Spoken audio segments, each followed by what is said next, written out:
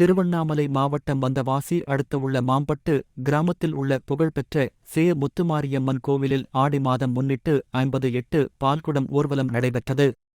வந்தவாசி அடுத்த மாம்பட்டு கிராமத்தில் புகழ்பெற்ற ஆதிசக்தி ஸ்ரீ சர்வமங்கள காளி சக்திபீடத்தைச் சேர்ந்த சேய முத்துமாரியம்மன் கோவில் உள்ளது. இக்கோவிலில் வருடந்தோறும் ஆடி மாதத்தை முன்னிட்டு திருவிழா நடைபெறுவது வழக்கம். அந்த வகையில் 44வது ஆண்டு ஆடி மாத திருவிழா திரு இலட்சுமண சுவாமிகள் தலைமையில் நடைபெற்றது.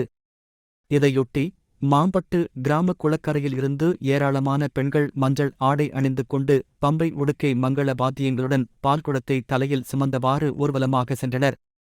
பின்னர் முத்துமாரியம்மனுக்கு பெண்கள் கைகளால் பால் அபிஷேகம் செய்தனர். முன்னதாக முத்துமாரியம்மனுக்கு சிறப்பு மகா அபிஷேகம் மற்றும் ஆராதனை நடைபெற்றது.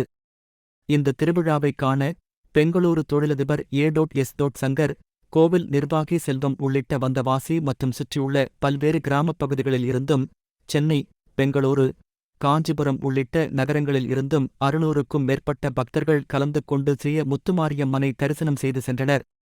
மேலும் கோவிலுக்கு வரும் பக்தர்களுக்கு கோவில் சார்பில் மகா அன்னதானம் வழங்கப்பட்டது.